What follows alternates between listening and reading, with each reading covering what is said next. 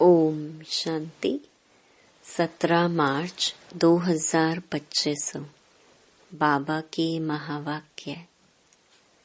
मीठे बच्चे, पढ़ाई ही कमाई है।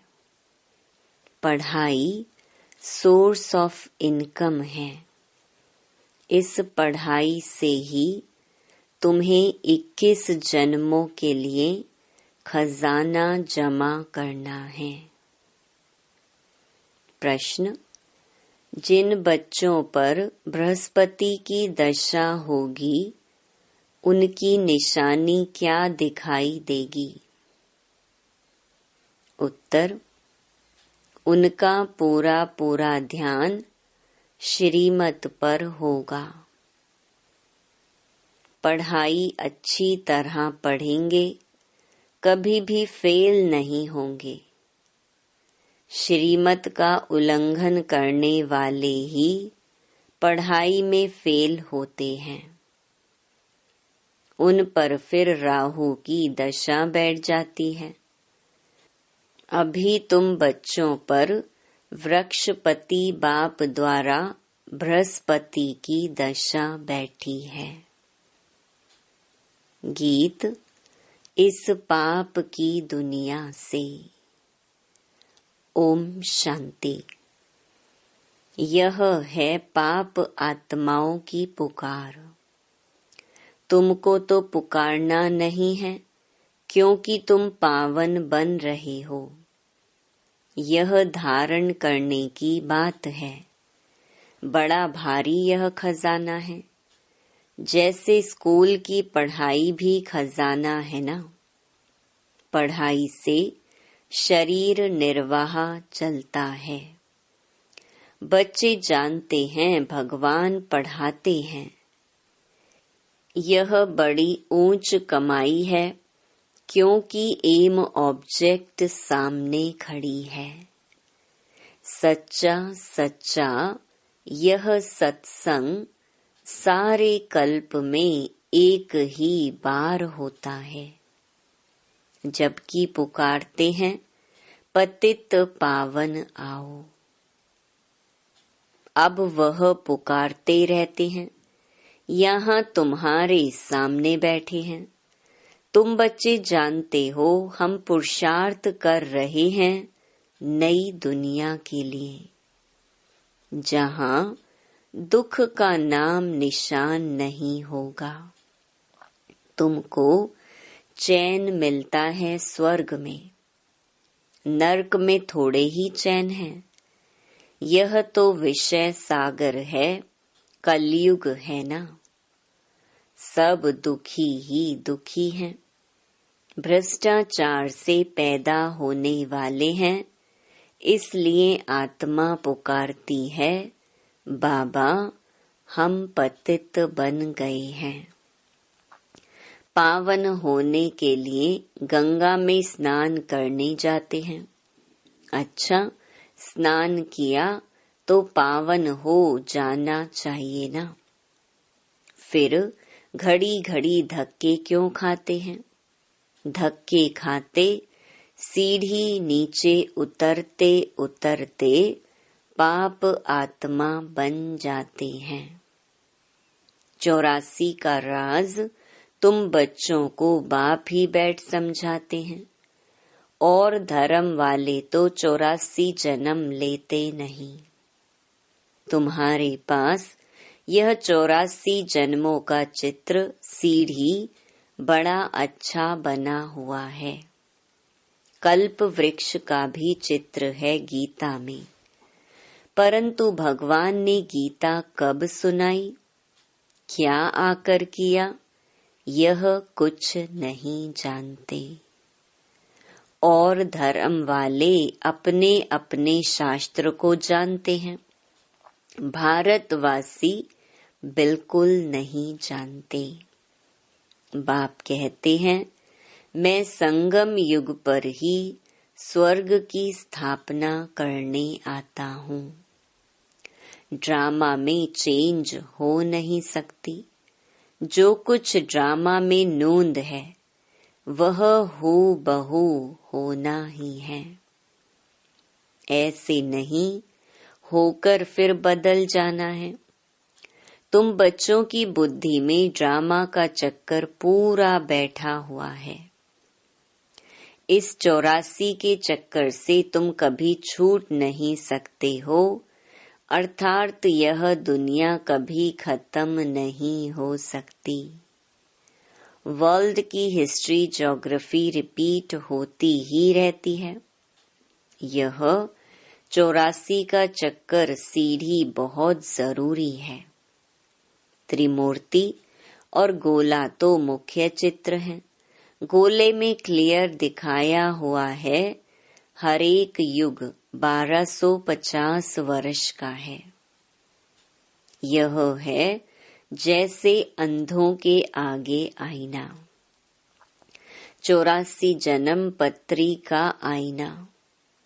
बाप तुम बच्चों की दशा वर्णन करते हैं, बाप तुम्हें बेहद की दशा बतलाते हैं। अभी तुम बच्चों पर बृहस्पति की अविनाशी दशा बैठी है। फिर है पढ़ाई पर मदार, कोई पर बृहस्पति की, कोई पर शुक्र की, कोई पर राहु की दशा बैठी है। नापास हुआ तो राहु की दशा कहेंगे। यहाँ भी ऐसे हैं। श्रीमत पर नहीं चलते हैं तो राहु की अविनाशी दशा बैठ जाती है। वह बृहस्पति की अविनाशी दशा, यह फिर राहु की दशा हो जाती। बच्चों को पढ़ाई पर पूरा ध्यान देना चाहिए, इसमें बहाना नहीं देना चाहिए। सेंटर दूर है, यह है पैदल करने में 6 घंटा भी लगे तो भी पहुंचना चाहिए। मनुष्य यात्राओं पर जाते हैं, कितना धक्के खाते हैं। आगे बहुत पैदल जाते थे, बैलगाड़ी में भी जाते थे। यह तो एक शहर की बात है। यह बाप की कितनी बड़ी यूनिवर्सिटी है, जिससे तुम यह लक्ष्मी नारायण बनते हो। ऐसी ऊंच पढ़ाई के लिए कोई कहे दूर पड़ता है या फुर्सत नहीं, बाप क्या कहेंगे? यह बच्चा तो लायक नहीं है। बाप ऊंच उठाने आते, यह अपनी सत्यानाश कर देते। श्रीमत कहती है पवित्र बनो, दैवी गुण धारण करो। इकट्ठे रहते भी विकार में नहीं जाना है। बीच में ज्ञान योग की तलवार है। हमको तो पवित्र दुनिया का मालिक बनना है। अभी तो पतित दुनिया के मालिक है ना। वह देवताएं थे डबल सिरताज, फिर आधा कल्प बाद लाइट का ताज उड़ जाता है। इस समय लाइट का ताज कोई पर भी नहीं है। सिर्फ जो धर्म स्थापक हैं उन पर हो सकता है, क्योंकि वह पवित्र आत्माएं शरीर में आकर प्रवेश करती हैं। यही भारत है, जिसमें डबल सिरताज भी थे, सिंगल ताज वाले भी थे। अभी तक भी डबल सिरताज के आगे सिंगल ताज वाले माथा टेकते हैं, क्योंकि वह हैं पवित्र महाराजा महारानी। महाराजाएं राजाओं से बड़े होते हैं। उनके पास बड़ी बड़ी जागीर होती है। सभा में भी महाराजाएं आगे और राजाएं पीछे बैठते हैं, नंबरवार। कायदे सिर उन्हों की दरबार लगती है। यह भी ईश्वरीय दरबार है। इनको इंद्र सभा भी गाया जाता है।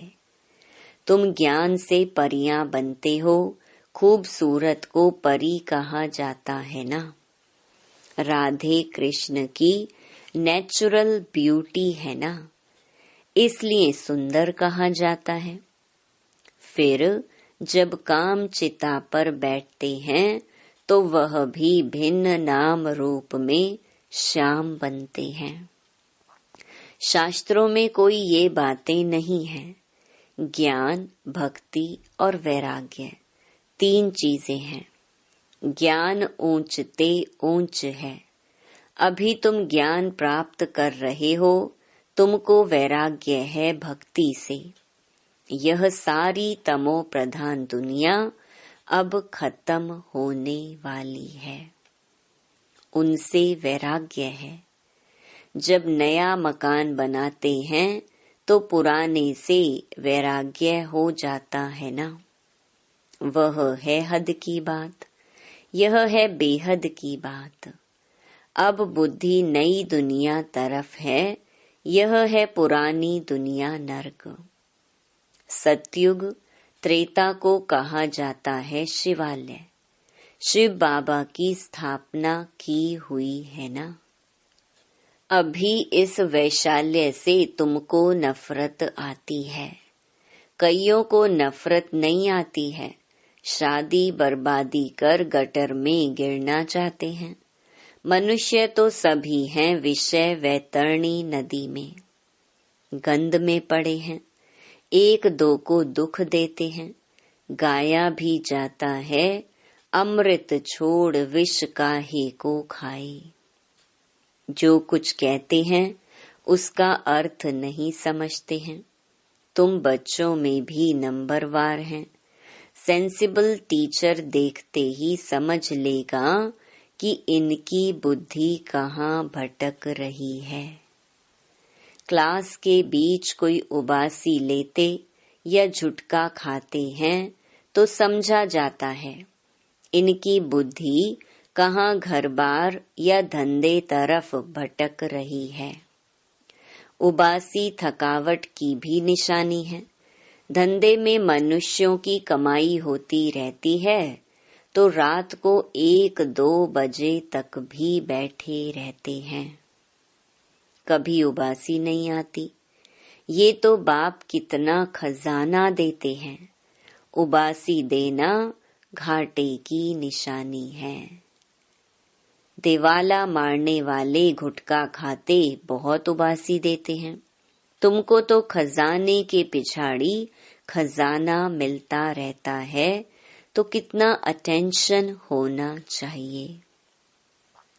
पढ़ाई समय कोई उबासी दे तो सेंसिबल टीचर समझ जाएगा कि इनका बुद्धि योग और तरफ भटकता रहता है। यहाँ बैठे घर बार याद आएगा, बच्चे याद आएंगे। यहाँ तो तुमको भट्ठी में रहना होता है और कोई की याद न आए। समझो कोई 6 दिन भट्ठी में रहा, पिछाड़ी में किसकी याद आई? चिट्ठी लिखी तो फेल कहेंगे। फिर 7 रोज शुरू करो। 7 रोज भट्ठी में डालते हैं कि सब बीमारी निकल जाए। तुम आधा कल्प के महान रोगी हो, बैठे बैठे अकाले मृत्यु हो जाती है। सतयुग में ऐसे कभी होता नहीं है। यहाँ तो कोई न कोई बीमारी जरूर होती है। मरने के समय बीमारी में चिल्लाते रहते हैं। स्वर्ग में जरा भी दुख नहीं होता। वहाँ तो समय पर समझते हैं अभी टाइम पूरा हुआ है, हम यह शरीर छोड़ बच्चे बनते हैं। यहाँ भी तुमको साक्षात्कार होंगे कि यह बनते हैं। ऐसे बहुतों को साक्षात्कार होते हैं। ज्ञान से भी जानते हैं कि हम बेगर टू प्रिंस बन रहे हैं। हमारी एम ऑब्जेक्ट ही यह राधे कृष्ण बनने की है। लक्ष्मी नारायण नहीं, राधे कृष्ण, क्योंकि पूरे 5000 वर्ष तो इनके ही कहेंगे। लक्ष्मी नारायण के तो फिर भी 20-25 वर्ष कम हो जाते हैं। इसीलिए श्री कृष्ण की महिमा जास्ती है। यह भी किसको पता नहीं कि राधे कृष्ण ही फिर सो लक्ष्मी नारायण बनते हैं। अभी तुम बच्चे समझते जाते हो, यह पढ़ाई है। हर एक गांव में सेंटर खुलते जाते हैं। तुम्हारी यह है यूनिवर्सिटी कम हॉस्पिटल। इसमें सिर्फ 3 पैर पृथ्वी चाहिए।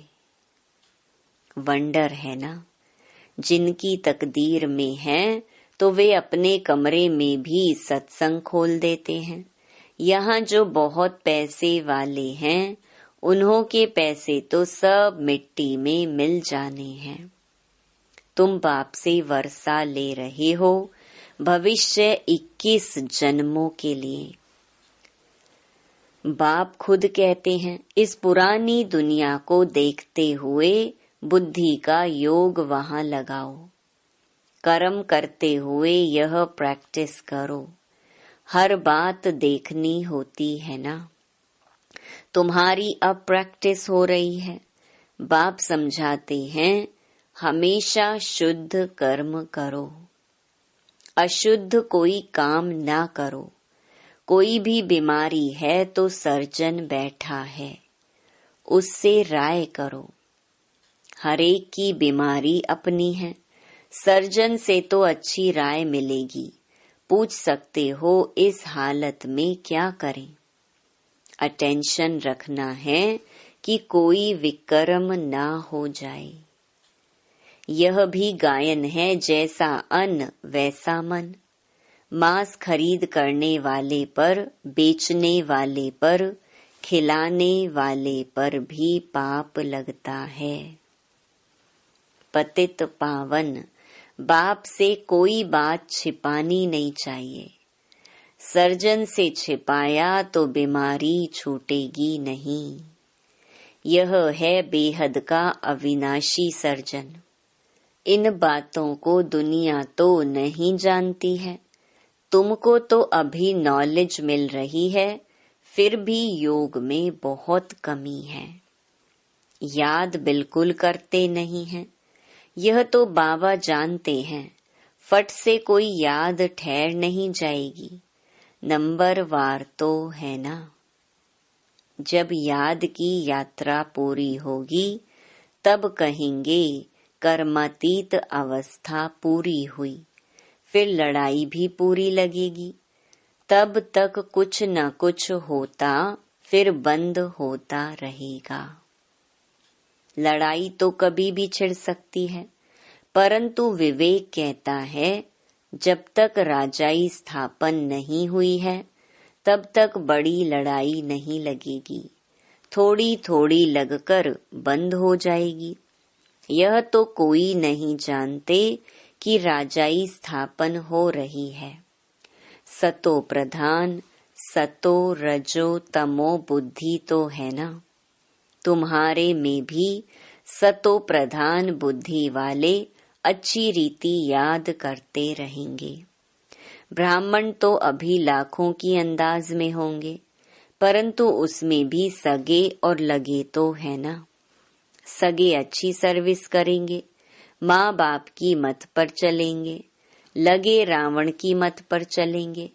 कुछ रावण की मत पर, कुछ राम की मत पर लंगड़ाते चलेंगे। बच्चों ने गीत सुना, कहते हैं, बाबा ऐसी जगह ले चलो जहाँ चैन हो।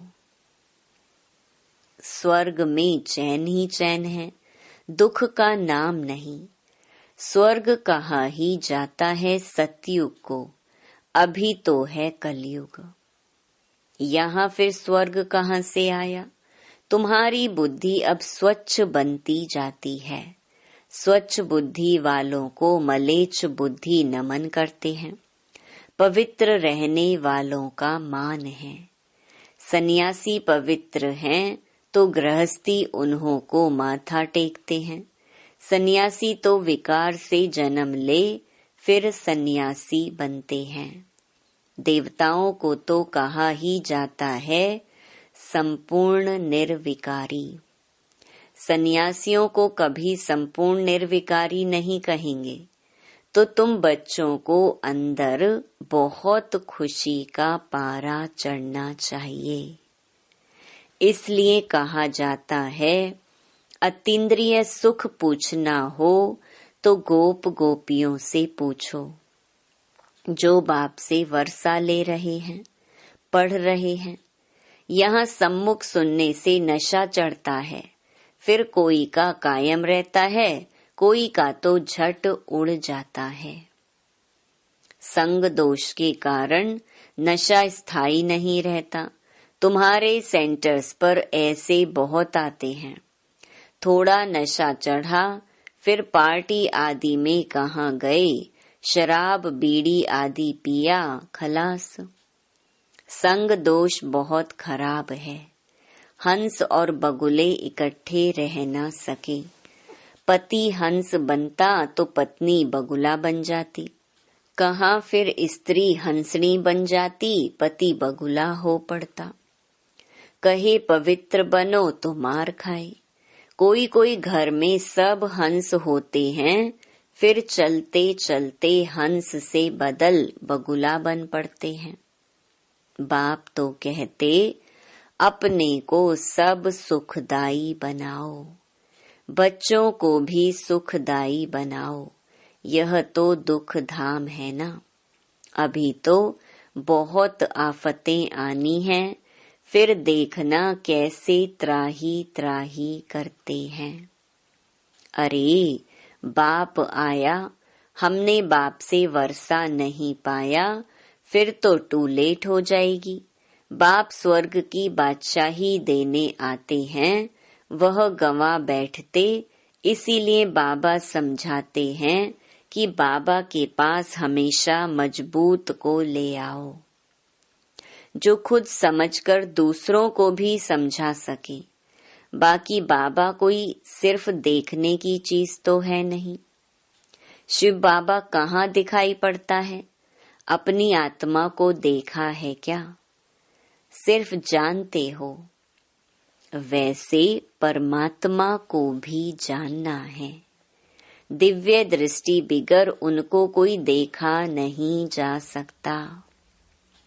दिव्य दृष्टि में अब तुम सतयुग देखते हो, फिर वहाँ प्रैक्टिकल में चलना है। कलयुग विनाश तब होगा जब आप बच्चे कर्मातीत अवस्था को पहुँचेंगे। अच्छा, मीठे मीठे सिकिलधे बच्चों प्रति मात पिता बाप दादा का याद प्यार और गुड मॉर्निंग।